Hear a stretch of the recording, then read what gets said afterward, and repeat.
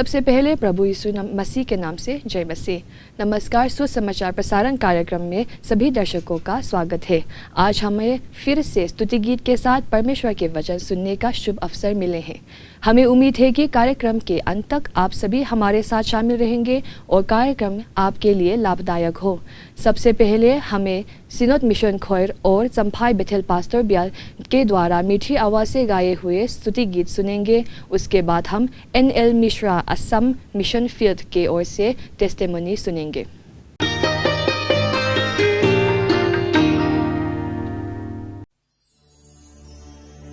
अति मधुरम अति मनोहरम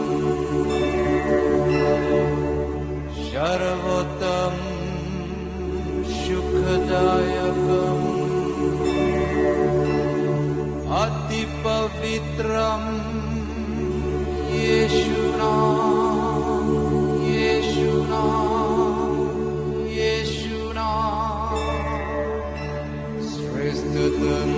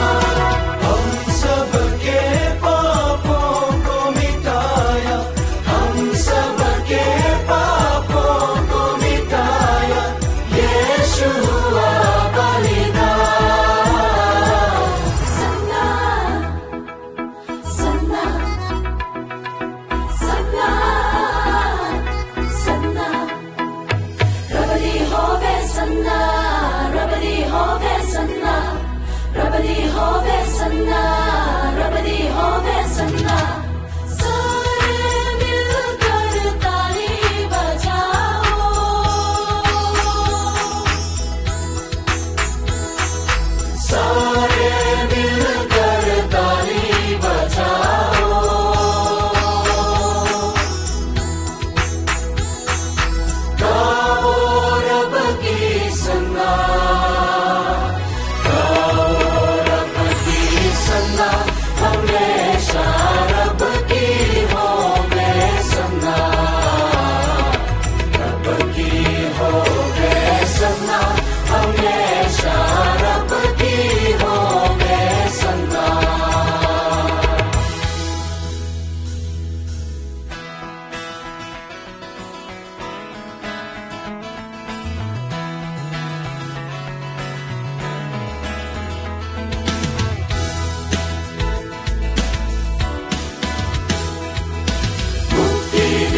यीशु नाम, शांति दिला यीशु नाम, मुक्ति दिला यीशु नाम, शांति दिला यीशु नाम, मुक्ति दिलाई, शांति दिलाई, मुक्ति दिलाई यीशु नाम, मुक्ति दिलाई, शांति दिलाई, मुक्ति दिलाई यीशु नाम।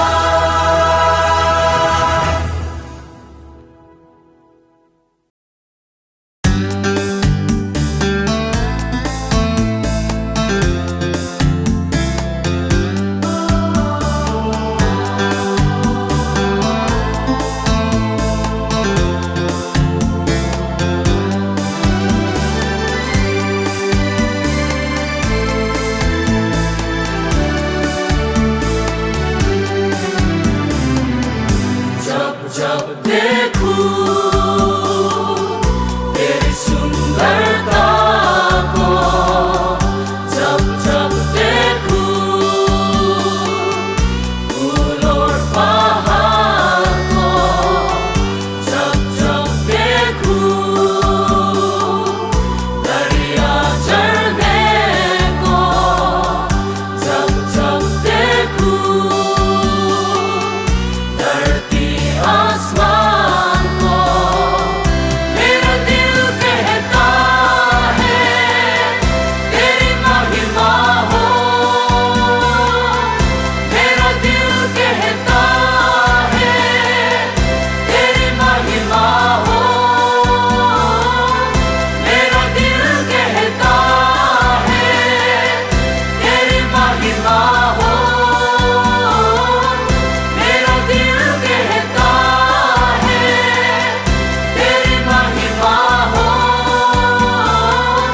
तेरी महिमा हो।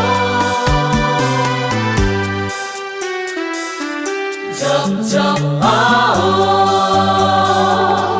तेरे आसिन के पास में, जब आओ तेरे पवित्र चरणों में, जब आओ तेरे मंदिर में, जब आओ तेरे चेहरे के सामने, मेरा दिल कहता है तेरी महिमा हो, मेरा दिल कहता है तेरी महिमा हो, मेरा दिल कहता है तेरी महिमा हो, मेरा दिल कहता है तेरी महिमा हो, तेरी महिमा हो।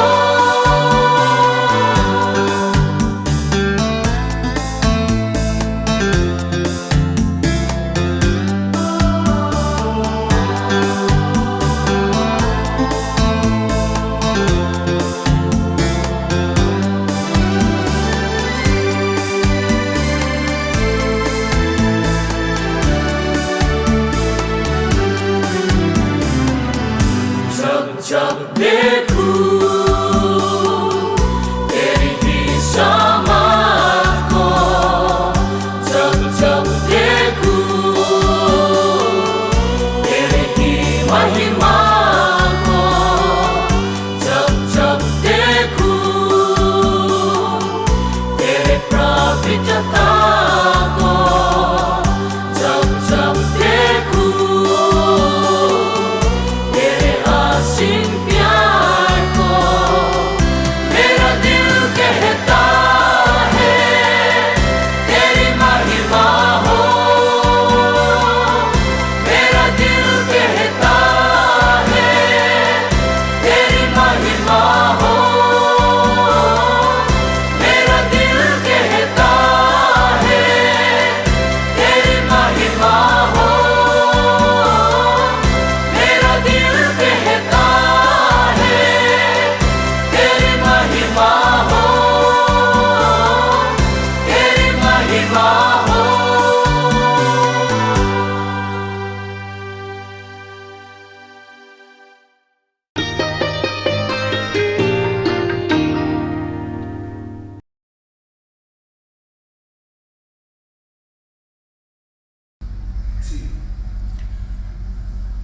जय मसीह की।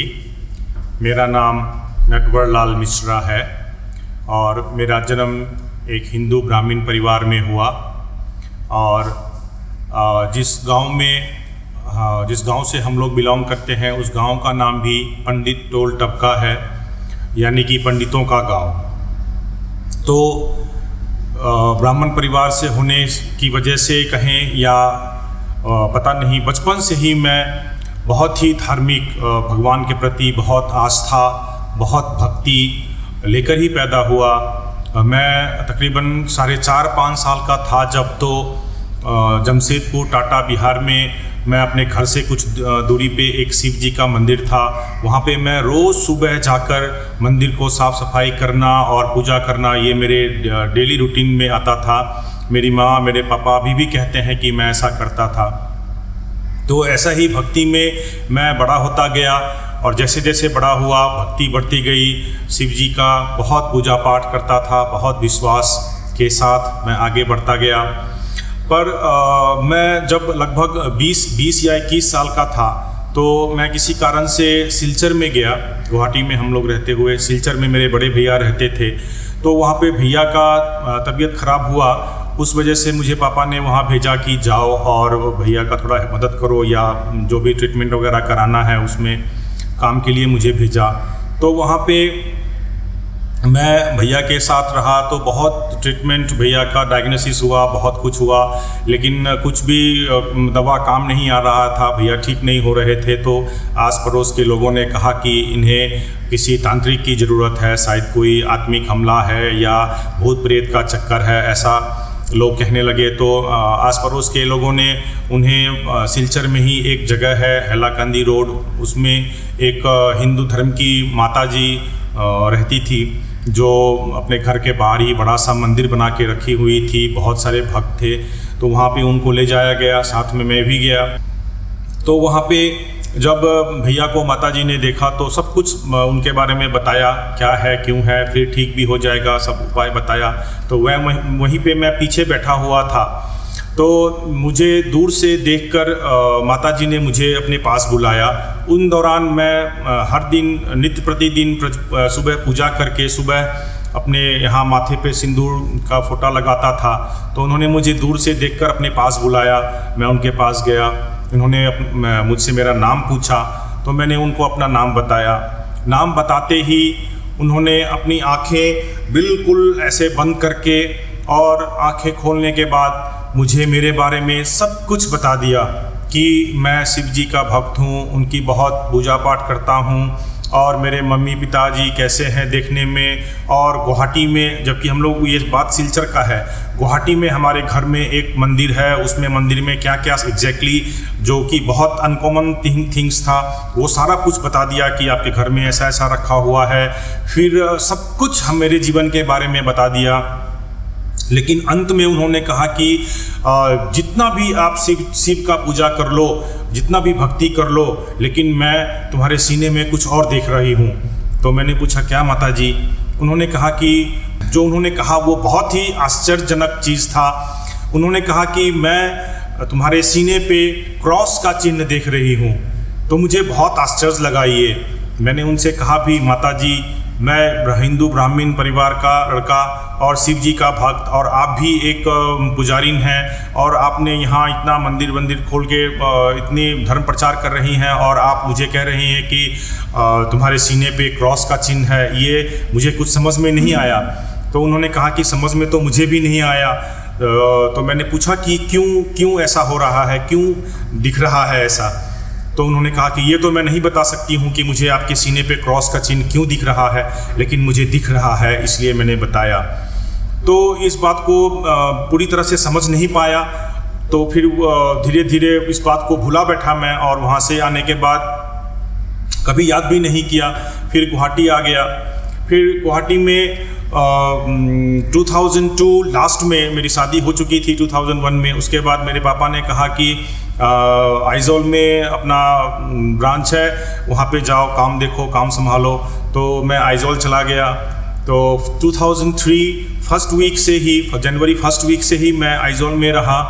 आइजोल में तकरीबन 8 साल रहने के बावजूद भी जहाँ पे 100% लोग क्रिश्चियंस हैं, मुझे कभी किसी ने क्रिश्चियन धर्म के बारे में या जीसस क्राइस्ट के बारे में कभी कुछ नहीं कहा। किसी ने आके कोई मेरे से सुसमाचार नहीं सुनाया या कुछ भी नहीं बताया। 8 साल के दौरान मैंने जो एक बचपन में एक चैप्टर पढ़ा था जीसस क्राइस्ट के बारे में, एक छोटा सा चैप्टर 1.5-2 पेज का, बस उतना ही जानता था और इसके ज़्यादा कुछ भी नहीं जानता था, और ना ही मैं कुछ आइजोल में जान पाया क्रिश्चियन धर्म के बारे में। लेकिन 2009 में अगर इस दौरान क्रिश्चियन धर्म के बारे में कुछ सुना या कुछ बातें कहीं सुना हो तो सिर्फ क्रिटिसिज्म या क्रिश्चियनिटी के माइनस पॉइंट्स ही सुने, कोई भी अच्छा प्रचार सुसमाचार या यीशु मसीह कौन है ऐसा मैंने कभी किसी के मुंह से कुछ भी नहीं सुना, ना मेरे पास कोई प्रचार करने के लिए आया। लेकिन मेरा जीवन बहुत अच्छा चल रहा था, एक लड़का भी हुआ और काम धंधे के मामले में भी बहुत अच्छा उन्नति कर रहा था, मैं काफ़ी पैसे भी कमा रहा था। लेकिन 2008 लास्ट 2009 फर्स्ट से मेरे जीवन में परिवर्तन आया। मेरी रिलेशन जो वाइफ के साथ थे वो बहुत ख़राब होने लग गए, बहुत ज़्यादा झगड़ा, छोटी छोटी बातों पे झगड़ा शुरू होने के बाद में यह झगड़ा बहुत बढ़ता गया, बहुत ज़्यादा बढ़ता गया। बढ़ने के बाद यह जो झगड़ा है वह डाइवोर्स के अंजाम तक पहुंच गया। लेकिन मन में मेरे को शांति बिल्कुल नहीं मिलती थी, जीवन बिल्कुल अशांत सा हो गया था, और पूजा पाठ जो करता था उसके साथ ही साथ मैं अपने जीवन में नशा के प्रति बहुत आदी होता गया, क्योंकि बचपन से ही मेरे दिल में डर बहुत ज़्यादा था। पता नहीं किस चीज़ का डर, एक अनजान सा डर, या जैसे कोई भूत प्रेत का डर या सांप का डर। तो मैं बहुत अंदर ही अंदर बहुत डरता था, बहुत सहमा रहता था। इसीलिए जब क्लास 10 में किसी दोस्त के साथ जब ड्रिंक्स किया, स्मोक किया, तो मुझे बहुत आनंद मिला और मेरा डर कम हुआ। इस वजह से मैं नशा के प्रति बहुत आकर्षित होता गया और मैं बहुत आदी होता गया नशा के प्रति। तो सुबह पूजा पाठ भी करता था, सोमवार को शिव जी का व्रत भी करता था, और फिर शाम को मंदिर जाके उनकी आरती करता था, पूजा करता था। इसी तरह से जीवन बिताने के बाद जब हमारे जीवन में अशांति आ गई तो हमने पूजा पाठ को और बढ़ा दिया और भगवान से प्रार्थना करना लगा कि मुझे शांति दीजिए, मुझे शांति दीजिए। एक तरफ मैं पूजा पाठ भी करता था, दूसरी तरफ अशांति की वजह से मैं बहुत ज़्यादा ड्रिंक्स भी करता था, बहुत ज़्यादा ड्रिंक्स। मैं पाप में डूबा हुआ था, बिल्कुल स्मोक करता था, फिर हार्ड ड्रिंक्स करता था और गुटखा खाता था, व्यभिचारी था मैं। तो इस तरह से पाप में जीवन मेरा व्यतीत हो रहा था, लेकिन जीवन में शांति बिल्कुल नहीं थी। मैं बहुत अशांति के दौर से गुजर रहा था। इसी दौरान मैं शराब पीकर अपने दोस्तों को या अपने रिलेटिव को, अपने माता पिता को बहुत अपशब्द कह देता था, स्लैंग वर्ड्स कहता था, गाली बकता था, झगड़ा करता था। फिर कल सुबह होके मुझे पता चलता था कि कल रात को मैंने क्या किया। मुझे कुछ नहीं पता होता था जब मैं ऐसा करता था, तो मैं अपने भाइयों से या दोस्तों से पता लगता था कि कल मैंने ऐसा किया।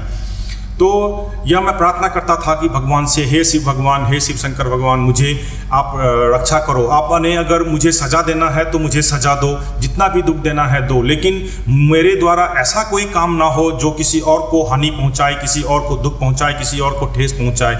ये प्रार्थना मैं बार बार करता था। 16 सोमवारी का व्रत भी रखा कि मुझे शांति मिले, लेकिन कुछ भी असर नहीं पड़ा। और 2009 मई महीने का 29 तारीख को मैंने अंत में रात को पीकर सोया और सुबह 4 बजे अपने आप को मैंने हैंग कर लिया, फांसी लगा ली, और मुझे कुछ भी नहीं पता। दिन भर मैं सुबह जब अपने आप को हैंग कर लिया तो मेरे बेटे को, जो उस वक्त वो 6 साल का भी नहीं था, उसे कुछ आवाज़ सुनाई दिया। वह दौड़ के मम्मी को भी उठाया और वो लोग दौड़ के मुझे बचाए, रस्सी को काटा, फिर आस पड़ोस के लोग को बुलाए, मुझे हॉस्पिटल में लेके गए, सिविल हॉस्पिटल आइजोल में। वहाँ पे डॉक्टर ने मुझे दिन भर ऑब्जर्वेशन में रखा, मैं अनकॉन्शियस था। और शाम को मुझे सेंस आया तो मैं अपने आप को घर में पाया तो बहुत से भीड़ लगे हुए थे, बहुत लोग थे। मैंने उनको पूछा कि ये क्या है, क्यों इतना भीड़ है? तो मुझे बताया गया कि आपको पता नहीं है आपने क्या किया। मैंने कहा नहीं। तो मुझे बोला कि आपने सुबह सुबह अपने आप को फांसी लगा लिया। तो मुझे विश्वास नहीं हुआ। मैं उठना चाहा तो मुझे यहाँ पे पेन फील हुआ, दर्द हुआ, तो हाथ लगाया तो यहाँ पे बिल्कुल घाव जैसा हुआ था। उठ के आईने में देखा तो मेरा यहाँ से यहाँ तक बिल्कुल स्किन नहीं था। तब मुझे विश्वास हुआ कि हाँ, मैंने अपने आप को फांसी लगाया। मगर शायद ऊपर वाले की इच्छा नहीं थी मैं मरूं, मुझे मरने नहीं दिया।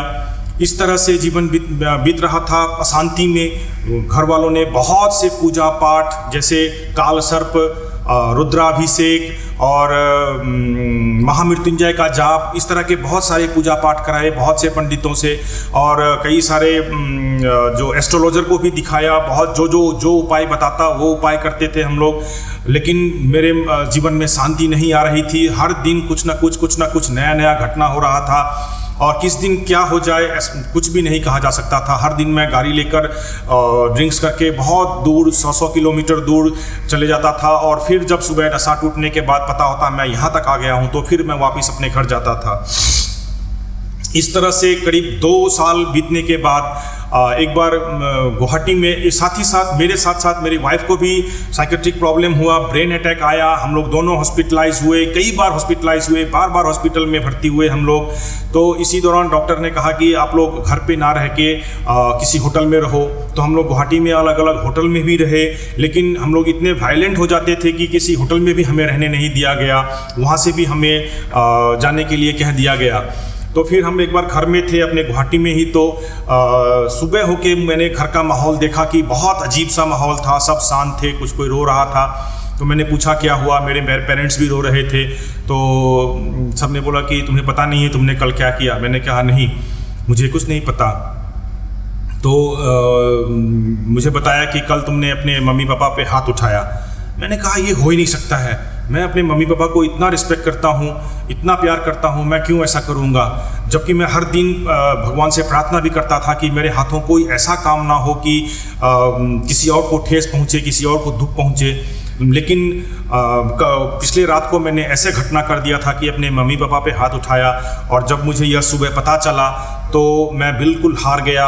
और उसी दिन मैंने अपने घर के मंदिर को डिस्ट्रॉय कर दिया, और मैंने कहा कि तू ईश्वर नहीं हो सकता है, जो मुझे ऐसी विपत्ति से नहीं बचा सकता, जो मेरे हाथों इतना पाप करवा रहा है। ये कौन शक्ति है जो मुझे अगुवाई कर रही है और मुझे मेरे हाथों से इतना पाप करवा रही है। उसी दिन मैंने फैसला किया कि नहीं, मैं अब तुझे अपना ईश्वर नहीं स्वीकार करता, नहीं मानता हूँ। और मैंने मंदिर में बिल्कुल तोड़ बोड़ के मैं घर से निकल गया कि मैं फिर से सुसाइड कमिट करूँगा, और मैं निकल गया सरायघाट ब्रिज पे कि वहाँ से जंप करूँगा। लेकिन रास्ते में जब मैं ऑटो में था तो मुझे उस वक्त याद आया कि माता जी ने सिलचर में जो मुझे कहा था कि मैं तुझे तेरे सीने पे क्रॉस का चिन्ह देख रही हूँ। तो उस वक्त मेरा माइंड थोड़ा चेंज हुआ, और मैं बजाय ब्रह्मपुत्र नदी सरायघाट ब्रिज जाने के मैं पान बाजार नेहरू पार्क में जो सटा हुआ एक चर्च है वहाँ पे गया। वहाँ पे जाने के बाद फादर से मिला, और जो पहला लाइन फादर ने मुझे कहा वो कि जीसस लव्स यू। तो ये पहला लाइन मैंने सुना वहाँ पे, और उन्होंने मुझसे कहा कि जाओ प्रार्थना करो। तो मैंने कहा मुझे कुछ नहीं पता कैसे प्रार्थना करते हैं। कहा कोई बात नहीं, आप कैसे भी करो, ये मैटर नहीं करता, आप जाओ और प्रार्थना करो। मैंने चर्च में जाके प्रार्थना किया, मुझे शांति मिली। तो फिर मैं घर आके मैं आइजोल फ़ोन किया मैंने अपने वहाँ पे जो हमारे स्पॉन्सर थे PR0 कुंगा कि कपू ऐसा मैं प्रभु यीशु को ग्रहण करना चाहता हूँ। तो उन्होंने कहा कि ठीक है, आप आराम से आओ आइजोल, फिर हम डिस्कस करेंगे। आइजोल जाने के बाद में भी बहुत दिनों तक चर्च से लोग आए और मुझे समझाया, लेकिन तुरंत में ही किसी ने नहीं कहा कि आप ठीक है प्रभु यीशु को ग्रहण कर लो या बपतिस्मा। मुझे पता भी नहीं कैसे ग्रहण करते हैं या बपतिस्मा क्या होता है, मुझे इसके बारे में कुछ भी नहीं पता था। फिर काफ़ी दिनों तक उन्होंने मेरे लिए प्रार्थना किया और मुझे प्रभु यीशु के बारे में बताया। तो मेरा प्यार और आकर्षण और भी प्रभु यीशु मसीह के बारे में जागता गया। तो मैंने फैसला किया कि मैं इसे ऑफिशियली प्रभु यीशु को ग्रहण करूंगा। तो 19 मार्च 2011 को हमने बपतिस्मा लिया आइजोल में मसीह संगति केंद्र में। विश्वास करें, प्रभु को ग्रहण करने के बाद, पूर्ण रूप से प्रभु को ग्रहण करने के बाद हमारे जीवन में ऐसा परिवर्तन शुरू हुआ जहां मेरे और मेरे वाइफ के बीच में डाइवोर्स का नौबत आ गया था। वहां हम अपने घर को डेकोरेट करने लगे, रेनोवेट करने लगे, घर सजने लग गया। कैसे कैसे कौन ये लीड कर रहा है मुझे भी नहीं पता। और जब घर रेनोवेट हो गया तो हमारे घर के पास में एक मिज़ो दीदी, जो भी दीदी हम लोग बोलते हैं, उन्होंने मुझे एक कैलेंडर दिया। वो कैलेंडर में जिस प्रभु यीशु का फ़ोटो था, तो वो मैं घर पे लाके जब उसको हैंग किया तो घर मेरा रेनोवेट होने के बाद में सबसे पहला कोई अगर घर में आया तो प्रभु यीशु का फोटो था। तो मैंने सोचा भी यार घर रेनोवेट होने के बाद में नया फर्नीचर आने के बाद में कोई पहला गेस्ट नहीं, सबसे पहले प्रभु यीशु मसीह ही आए। और उसके पहले हमारे घर में जितना रात को औरत के चलने का आवाज़, पायल का आवाज़, भूत प्रेत का आवाज़ आता था, रोने का आवाज़, वो सब धीरे धीरे बंद हो गया। और जहाँ हमारे बीच डाइवोर्स का नौबत आ गया था वहाँ पे हमने प्रभु यीशु की अगुवाई में अपने 10th मैरिज एनिवर्सरी को सेलिब्रेट करने का फैसला किया। और आइजोल में ही हमने एक बहुत बड़ी पार्टी रखी जोते पिकनिक स्पॉट में, जो कि एक बहुत ही अचंभा की बात है कि कैसे इतना टेंशन वाले रिलेशन में एक मैरिज एनिवर्सरी को सेलिब्रेट करने का फैसला किया। ये सब लोग सरप्राइज थे। तो इस तरह से प्रभु ने हमारी अगुवाई की और हम प्रभु में धीरे धीरे बढ़ते गए। फिर मैंने बाइबल पढ़ना शुरू किया। बाइबल पढ़ने के बाद मैंने पुराना नियम शुरू से पढ़ना शुरू किया। विश्वास करें, मुझे लगा कि मैं अपना आईना देख रहा हूँ, मेरे सामने आईना है। मेरे जीवन के बारे में, मेरे इतिहास के बारे में या मेरे वर्तमान के बारे में जो मेरे साथ हो रहा था, एक एक चीज़ मुझे बाइबल में मिला, जैसे मुझसे कोई बात कर रहा हो, मेरे जीवन के बारे में बता रहा हो और मेरे साथ जो ये हुआ है इसका कारण बता रहा हो कि क्यों हुआ है। तो मुझे बहुत आश्चर्य लगा कि ये कैसे हो सकता है। मेरे सारे प्रश्नों का उत्तर इस बाइबल में लिखा है। मुझसे कौन बात कर रहा है। मैं हर दिन सुबह सुबह उठकर, अर्ली मॉर्निंग उठकर मैं बाइबल पढ़ने लगा। मेरे सारे सवालों का जवाब मुझे बाइबल में मिलने लगा। इसी तरह से हम लोग करीब साल भर चर्च गए। उसके बाद मेरा स्पाइनल प्रॉब्लम जो पहले से ही था, प्रभु को ग्रहण करने के पहले से ही था, वो बहुत ज़्यादा हो गया और मैं कंप्लीट बेड पे आ गया। करीब 2.5 साल में कंप्लीट बेड पे रहा। तो सब लोग आके केवल प्रार्थना करते थे और कहते थे कि एक दिन आप बिल्कुल ठीक हो जाओगे, बिल्कुल चिंता मत करो, एक ना एक दिन प्रभु यीशु आपको बिल्कुल ठीक करेंगे। मगर मुझे लगता था कभी कभी कि मैं तो सब जगह दिखा चुका हूँ डॉक्टर्स को, दिल्ली, मुंबई, चेन्नई, अहमदाबाद। तो डॉक्टर्स बोलते हैं दिस इज़ नॉट क्यूरेबल, आपका स्पाइन में जो डिस्क है वो डिस्क डैमेज हो गया है, एक नहीं मल्टीपल डिस्क डैमेज हो गया है, तो 100% डैमेज हो गया है, ये दिस इज़ नॉट क्यूरेबल, आप कंप्लीट बेड रेस्ट करो। तो मैं बेड रेस्ट पे था, लेकिन प्रभु लोग आके प्रार्थना करते थे और कहते थे कि एक दिन आप बिल्कुल ठीक होगे।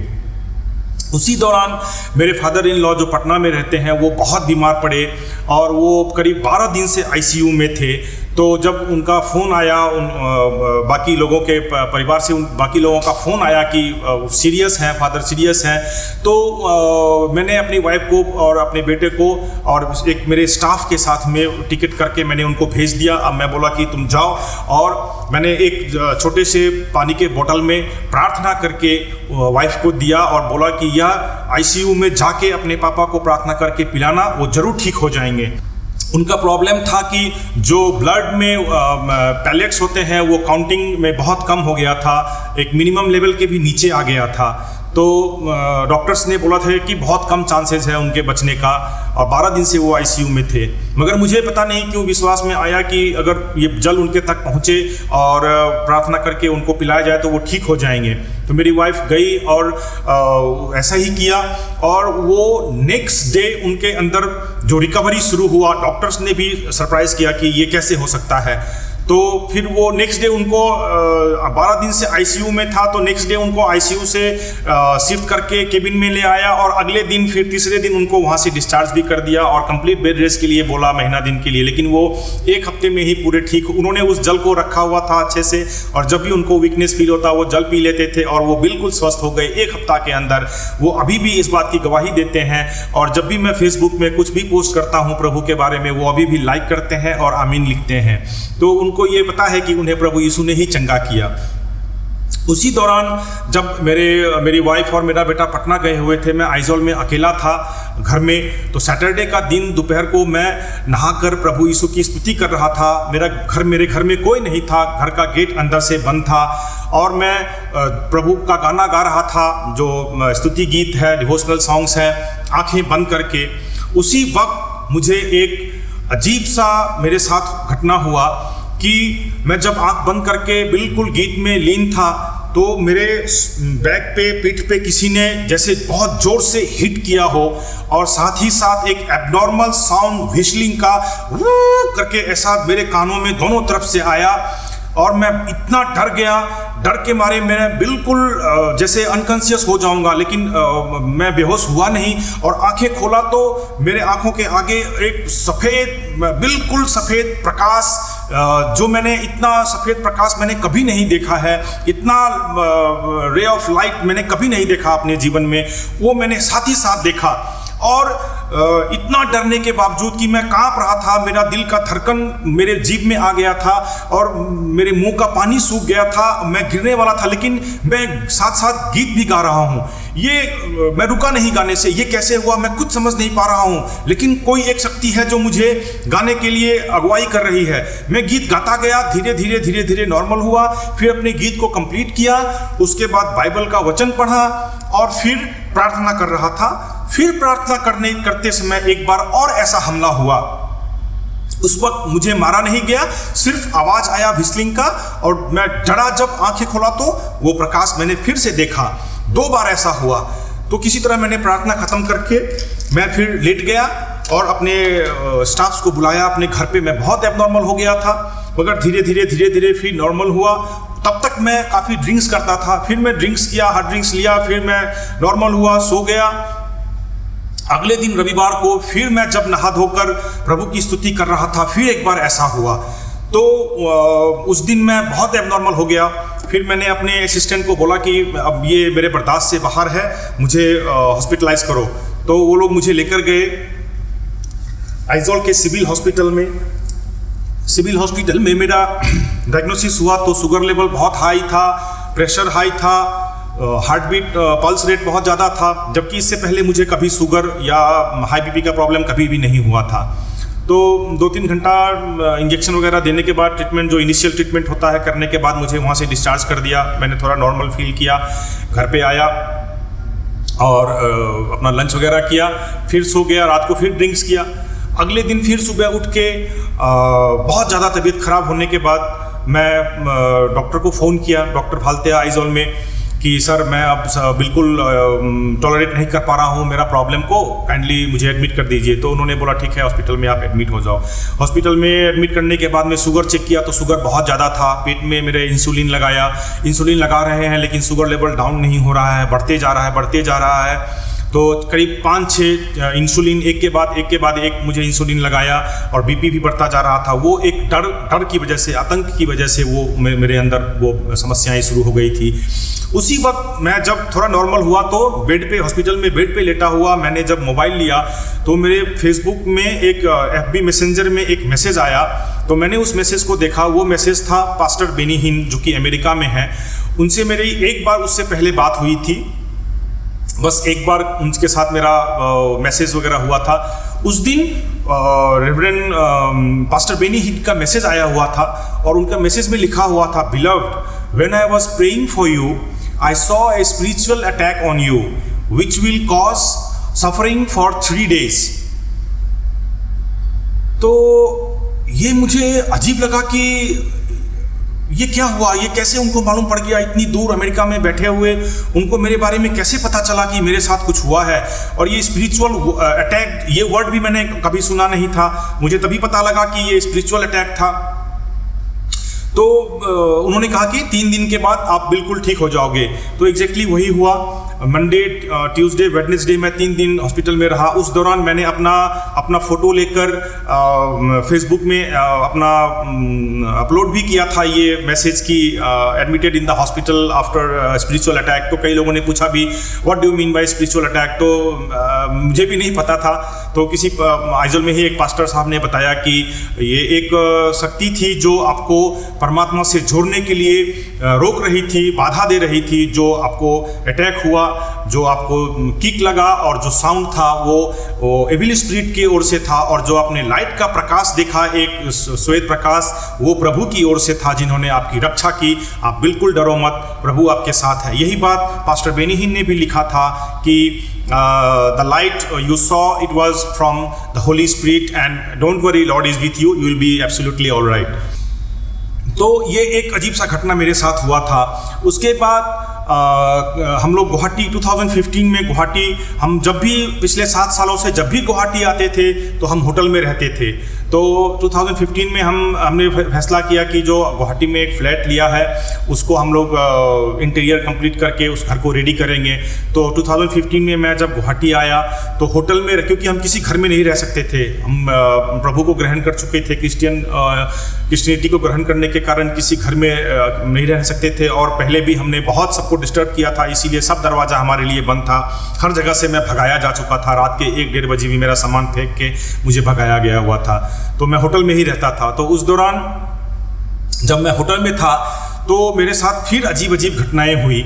मैं एक होटल में मैं ऐसे बैठ के टीवी देख रहा हूँ तो मुझे दाहिनी ओर जैसे कोई बैठा हो, जबकि रूम अंदर से बंद है, कोई नहीं है रूम में, जैसे कोई बैठा हो, भूत बैठा हो या कोई आत्मा हो।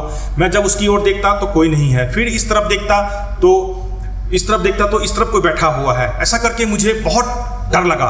तो मैं इमीडिएटली वो होटल चेकआउट करके मैं वहाँ से निकल गया और दूसरे होटल में चला गया। दूसरे होटल में जब गया तो वहाँ पे भी मेरे साथ कुछ अजीब अजीब घटनाएं हुई, जिसकी वजह से मैं बहुत डरा और वहाँ से भी मैं चेकआउट करके निकल गया। 4-5 होटल को मैंने 2-3 दिन के अंदर मैंने 4-5 होटल चेकआउट किया। हर जगह कुछ ना कुछ ऐसा डरावना घटना होता जिसकी वजह से मैं वहाँ रह नहीं पाता था। फिर मैं वापस जिस होटल में मैं सबसे पहले था उसी में मैं आया, और वहाँ पे भी सुबह के टाइम में अजीब सी घटनाएं हुई, जैसे मेरे बगल में कोई है और मुझे डराने की कोशिश कर रहा है। तो मैं बिल्कुल वहाँ रह नहीं पाया और मुझे इतना डर लगा कि मैं वहाँ से भी जैसे तैसे सामान पैक करके भाग के नीचे आया, रिसेप्शन काउंटर में आया। मैं बोला अभी चेकआउट करूँगा और मेरा बिल रेडी कर दो। मेरा बिल रेडी कर रहा था तो मैंने वेटर को बोला मेरा सामान गाड़ी में रख दो। तो मेरा सामान गाड़ी में उन्होंने रखा, होटल का ही एक गाड़ी था, स्विफ्ट डिजायर।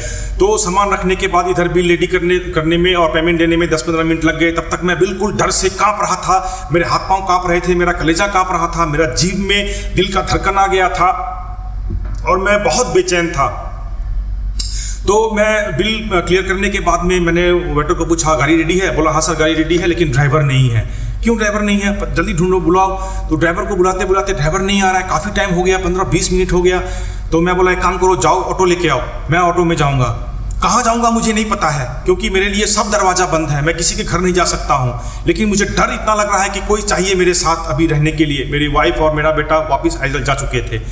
तो मैं उस वक्त ऑटो में सामान रखवाया, दूर से एक ऑटो बुला के लाया गया।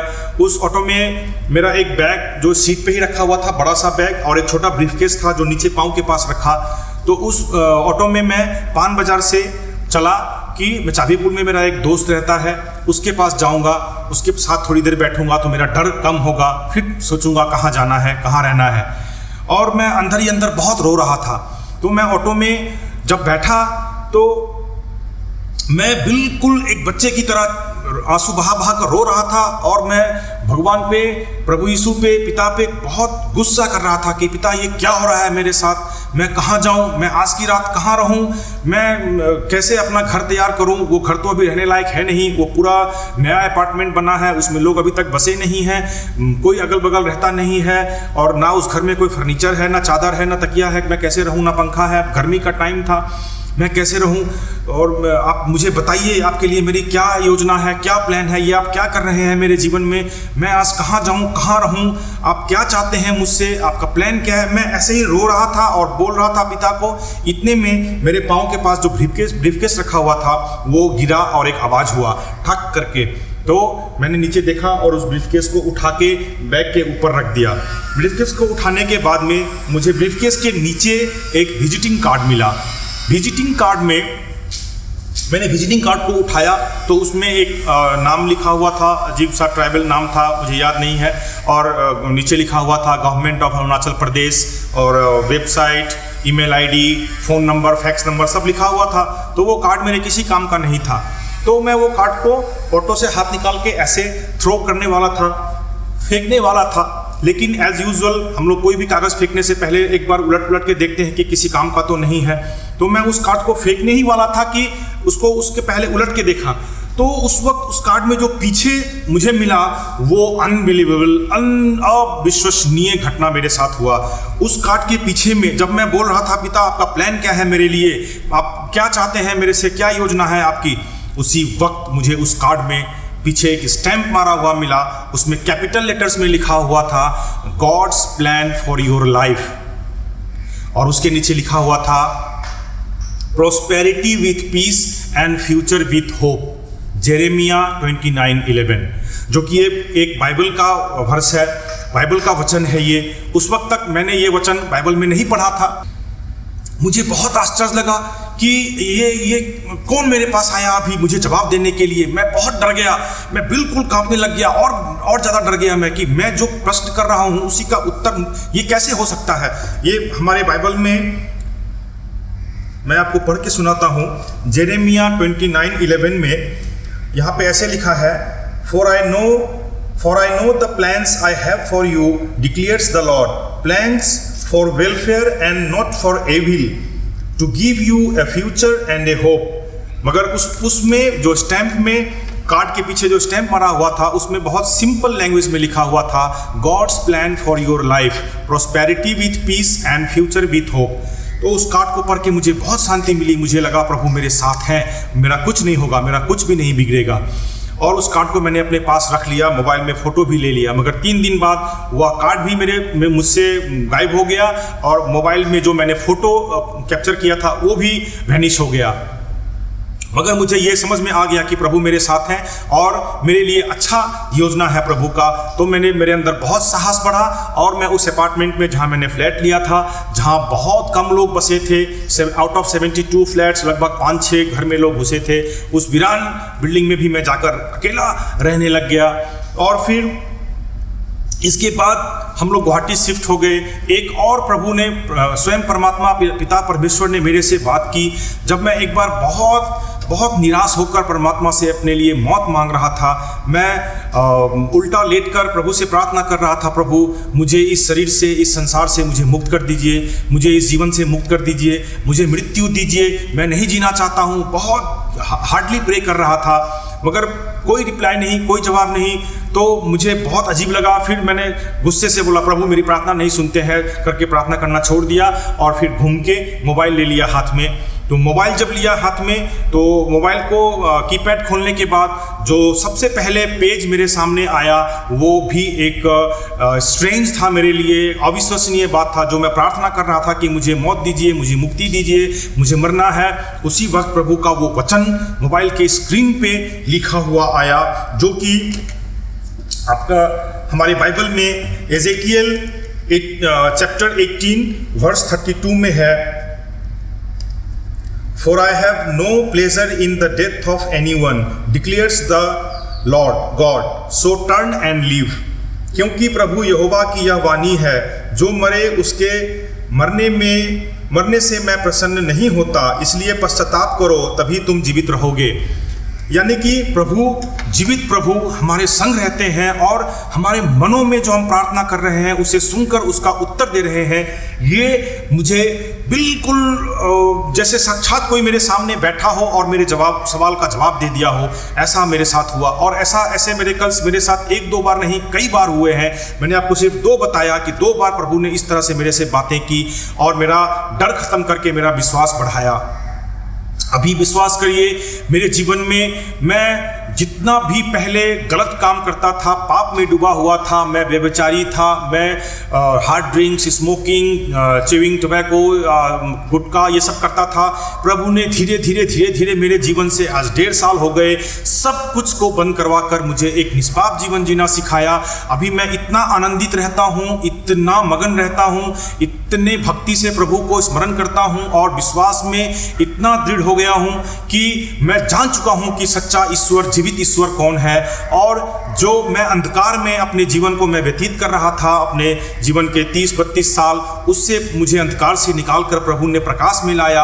और जितने भी बंधनों में, धर्म के मामले में जितने भी बंधनों में मैं था, जैसे शनिवार, बृहस्पतिवार, मंगलवार को ये मत करो, वो करो, और ये खाओ फलाने दिन, ये खाओ फलाने दिन, वो नहीं खाओ, और तरह तरह के देवी देवता, इतने प्रकार की मूर्तियाँ, अलग अलग रूप, इन में मैं जब ईश्वर ढूंढता था, मुझे कभी ईश्वर मिला नहीं, और ना ही किसी मूर्ति ने, किसी देवी देवता ने मेरे से बातें की। लेकिन प्रभु को ग्रहण करने के बाद कई बार प्रभु ने मेरे से बातें की।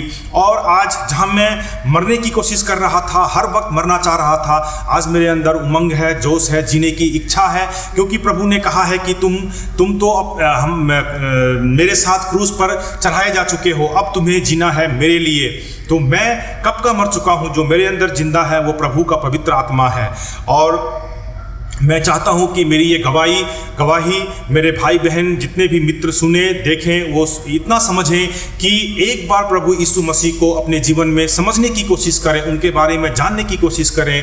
खास तौर पे जो लोग दुखी हैं, परेशान हैं, या अपने जीवन से हार मान चुके हैं, वो लोग प्रभु यीशु मसीह का सुसमाचार सुने और मेरी ये गवाही उन तक पहुँचे, ताकि उन तक भी प्रभु का यह दया, प्रेम, स्नेह जो परमात्मा ने स्वयं अपने पुत्रों के लिए, जो उनके ही हम हाथों की रचना है, हम सारे संसार के लोग उनके ही हाथों की रचना है, उन्होंने हमसे इतना प्रेम रखा कि अपने पुत्र को इस पृथ्वी पे भेजा अपने से जोड़ने के लिए। और जिन्होंने शक्ति नहीं दिखाई, अपने आप को प्रेम दिखाया, बलिदान किया और हमें परमात्मा से जोड़ा।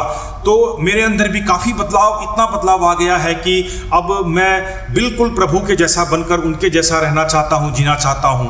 मैं चाहता हूँ कि मेरी ये गवाही आप सब तक पहुँचे और आपके जीवन में कारगर हो। धन्यवाद। जय यीशु।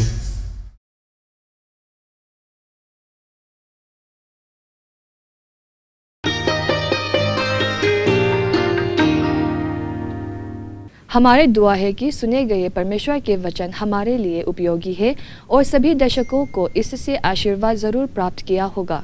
अब पीसी ल्याटमिंग थंगा की ओर से स्तुति गीत सुनेंगे, उसके बाद चोनपुई कौशन की ओर से हम स्तुति गीत फिर सुनेंगे।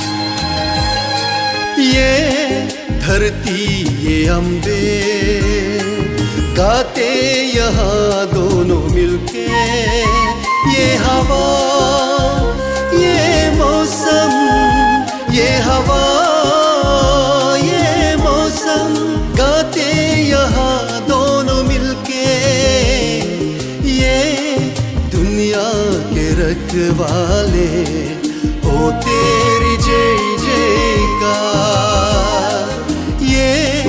दुनिया के रखवाले हो तेरी जय जयकार।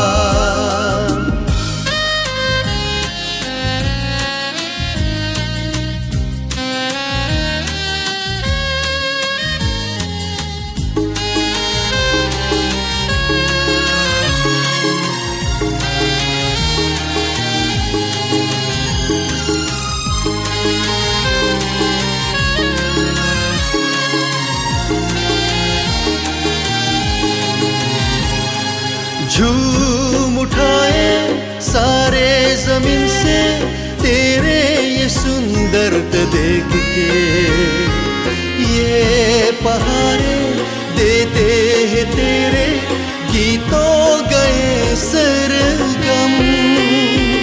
झूम उठाए सारे जमीन से तेरे ये सुंदरता देख के, ये पहाड़े देते हैं तेरे गीतों गए सरगम। ये दुनिया के रखवाले हो तेरी जय जयकार, ये दुनिया रखवाले हो तेरी जय जयकार। ये हवा ये मौसम ये हवा ये मौसम गाते यहाँ दोनों मिलके। ये दुनिया के रखवाले हो तेरी जय जयकार।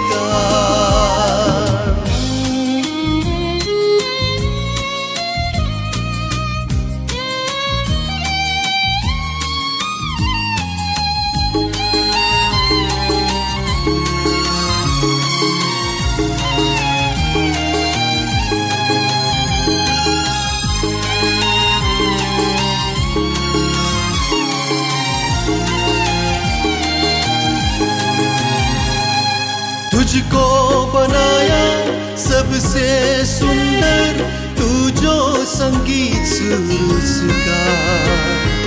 उसके बगैर तुम जीना चाहोगे, तड़पोगे सारी उम्र तुम। तुझको बनाया सबसे सुंदर, तू जो संगीत सुर उसका।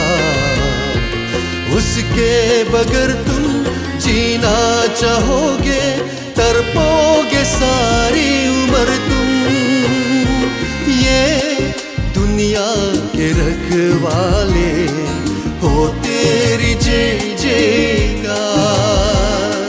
ये दुनिया के रखवाले हो तेरी जय जयकार। ये हवा ये मौसम ये हवा ये मौसम गाते यहाँ दोनों मिलके। ये दुनिया के रखवाले हो तेरी जय जयकार। ये धरती ये अम्बे गाते यहाँ दोनों मिलके। ये हवा ये मौसम ये हवा ये मौसम गाते यहाँ दोनों मिलके। ये दुनिया के रखवाले हो तेरी जय जयकार।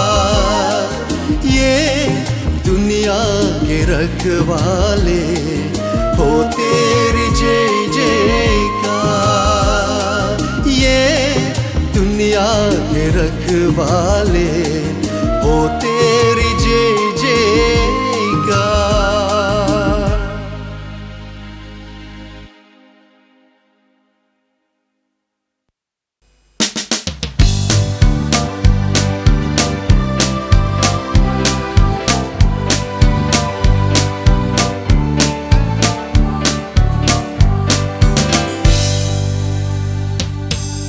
ठंडी हवाएं झूम के आए,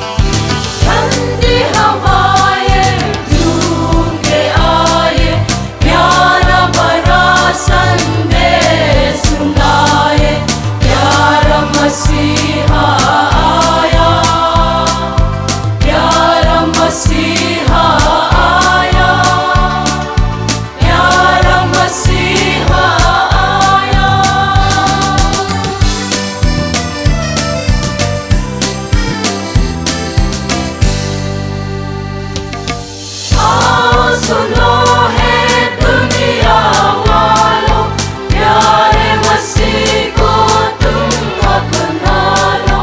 आओ सुनो है दुनिया वालों, प्यारे मसीह को तुम अपना लो। वही है सबका सहारा, वही है सबका सहारा, वही है सबका सहारा। ठंडी हवाएं झूम के आए, प्यारा बड़ा संदेश सुनाए। प्यारा मसीहा आया, प्यारा मसीहा आया, प्यारा मसीहा आया।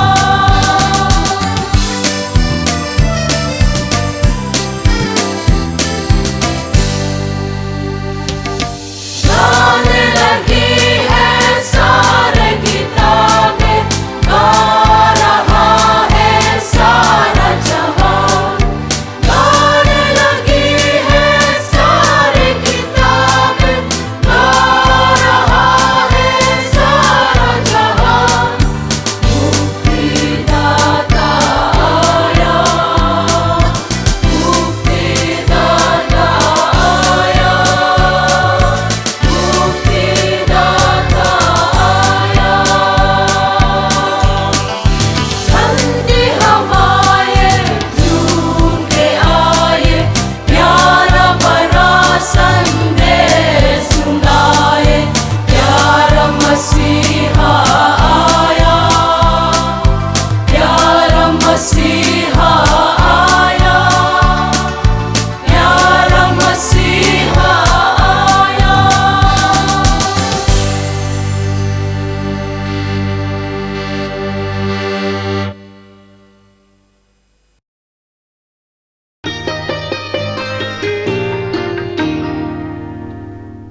यहाँ तक हमारे कार्यक्रम समाप्त हो रहे हैं। शुरू से अंत तक हमारे साथ शामिल रहने के लिए सभी दर्शकों को धन्यवाद देते हैं। सुसमाचार प्रसारण कार्यक्रम करने का इस शुभ अवसर देने के लिए हमें ईश्वर के बहुत आभारी हूँ। अगले सुसमाचार कार्यक्रम के हम फिर मिलेंगे। धन्यवाद।